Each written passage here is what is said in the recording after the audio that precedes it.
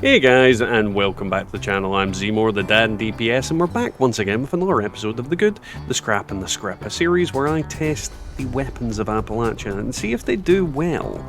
Today's weapon is definitely no different, but before we get into that, don't forget to leave a like, a comment, and subscribe, and you can support the channel by clicking that join button or the coffee link down below.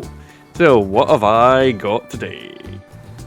I think it's time I started getting ahead of the game. So today's weapon is a Assaultron head with bloodied, 1 agility, and last shot. I'm really not sure how last shot interacts with this weapon, and we can at least see something that's going on with it.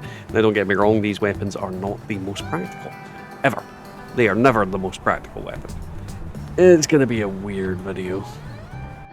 So let's talk about this weapon. Now, how it works is every time you reload this weapon, you add a charge to it, up to a maximum of 5. At 5, it is at its maximum amount of damage. And I'll be honest, yeah, you just saw 2000. This thing does ridiculous damage. It is not the most practical weapon for obvious reasons. It takes a while to charge up, and you are not always going to be lucky enough to not get swarmed. On top of that, it gives enemies a big chance to beat the crap out of you. However, because of the damage it does, you can kind of get away with not fully charging it against most enemies. But against ghouls, yeah, maybe 2-3 charges are enough to take them out. However, I like to see those big damage numbers. And sometimes it does that, where you hit something for a shot that should have annihilated it into next week, and it gets up. It just walks through it like nothing's going on. Against most enemies, you're not going to need the full charge. You're really not.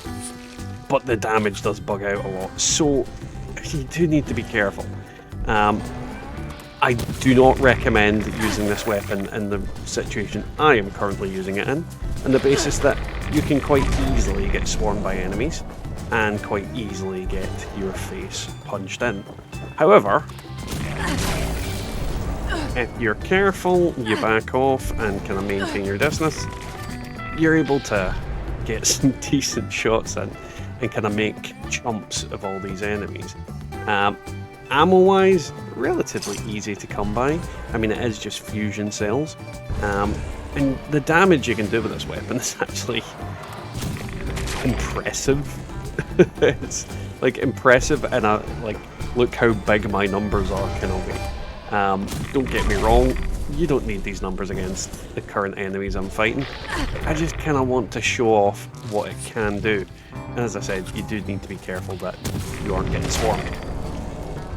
Especially since I'm on a bloodied build, and, well, ghouls are basically the mortal enemy of a bloodied build because they just hit me for radiation damage.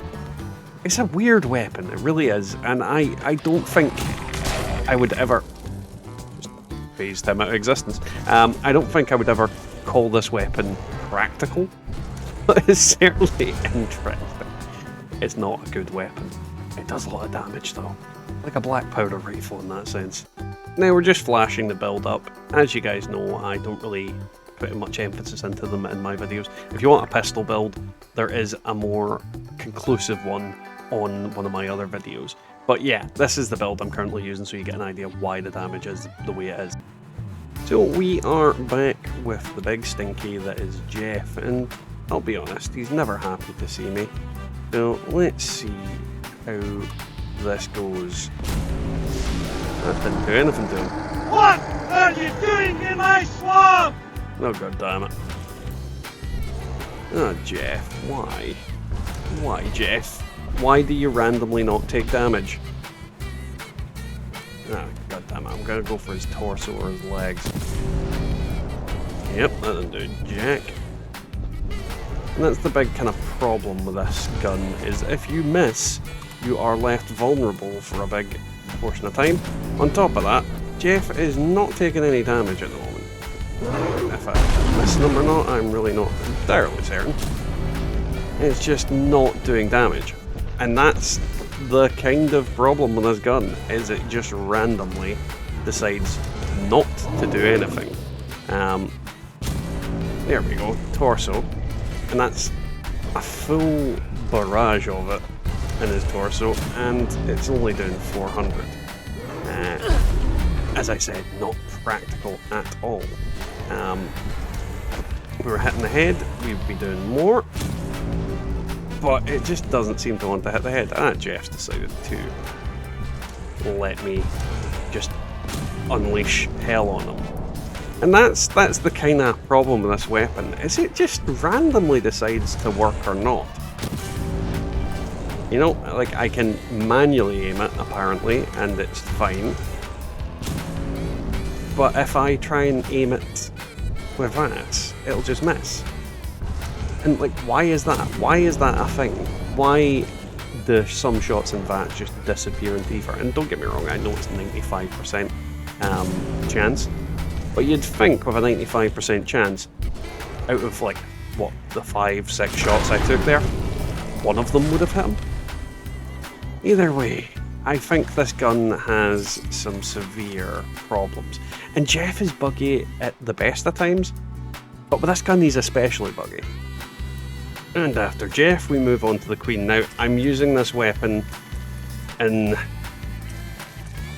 a very reserved way, on the basis that this gun is just not suited for fighting big enemies that are going to kick my ass if they get too close to me. On top of that, the Queen is not a target that you want to screw with in most cases. But just seeing, with the help of random raider thief, which is distracting her, we aren't dying. And it does like big damage on her, but I mean, it's not an efficient weapon, it's not an elegant weapon, and it's certainly not a weapon that I would recommend you use in these fights. You really, honestly, should be using something that's a bit more sustainable. But we killed her in like 4 shots, disintegrated her. I mean, it works to an extent. He shouldn't, the baby. It's just not very, I don't know, useful. If you want to have fun, I suppose. If you want to play around. It's just a very odd weapon. Now, for all the reasons that I usually state, I don't think this weapon's going to be fairly good in daily ops. For the very good point of, it is not a stealthy weapon for decryption, and I'm in decryption. I think this weapon's going to get me killed, if I'm honest. I'm not trying to reach the goal here, I'm just trying to survive is what I would say, because otherwise I'm going to be in trouble. Nope, killed him. And then you're getting your ammo back. Not quite, because I used 5, but I only got the 4 back, so sometimes you'll get your ammo back, sometimes you won't. On top of that, I mean, you're killing enemies fairly easily. You're one-shotting them for the most part if you manage to land that headshot. Let's go for a body shot just to see how much damage it actually does. So a body shot is enough to kill them as well. And if you get 16, then yeah, you're getting ammo back in spades. That's not a guaranteed thing, and sometimes you're going to find enemies that are in groups, which could be problematic. Luckily, they're all quite spread out at the moment, so I'm not getting overly pressured by them. So stealthing actually does work. I kind of underestimated the fact that the enemies would be so far apart. However, I think these ones are probably not far apart, which could present a problem for me. Here's this guy. Down he goes. There's another one here somewhere. Oh, that's a lot of random crap that I don't see physically about. Where are you? So yeah, I think in daily ops it can work, and the regular mode, regular mode uplink, I think you're probably going to have lots of enemies swarming you, so it's going to be harder to use in there. But in decryption, I suppose you can use it to sneak up on enemies like I'm doing now, because they're so far apart in most cases. If I get spotted, however, I'm fairly certain I wouldn't last very long. And I feel like I'm going round in circles here. I freaking hate teleops these days. Oh, there's a guy. Yeah, the damage is good. That's the thing about this weapon. The damage is undeniably good.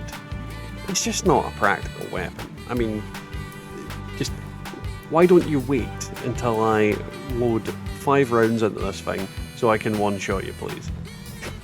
Just, it's an absurd weapon. Absolutely absurd. Faster reload speed on it might be particularly good. Outside of that, I find difficulty to find a practical use for it. So that was today's video, guys. I hope you enjoyed it. If you did, don't forget to leave a like, a comment and subscribe. If you'd like to become a YouTube member, click that join link down below, and there is the coffee link to support the channel in a different way. Now, let's thank our YouTube members, which are Golty, our only chosen Undead member, big thanks to you, Golty. And then there are the Dad's Army members, which are Wyatt, Blackburn, Wallers, me, Deofane Gaming, Colin G, Brian RMC, Peggy Midnight, Matasbo, Devilman Games, Marcus Carrasco, Scott S, Pavadiddle Mom, Ranger McSpriddle, and Anxiety Rangers. Big thanks to all of you, I really appreciate the support. Now, today's weapon, the damage is there. The damage is certainly there, and if it didn't bug out, it would kill Jeff so quickly. The big problem with the weapon is, it's just very, very, very impractical. And in a regular fight, you're just not going to be able to do anything with it. If you want to see what the limits of the biggest amount of hits you can do in the biggest hit you can do on something in the one go, it's definitely the weapon for that. It will bug out though, and you are not going to get that damage. Trust me, I tested another variant that did far more damage, and it just didn't work most of the time because apparently it does so much damage, it just doesn't do damage. Which is really frustrating, but that again is what it is.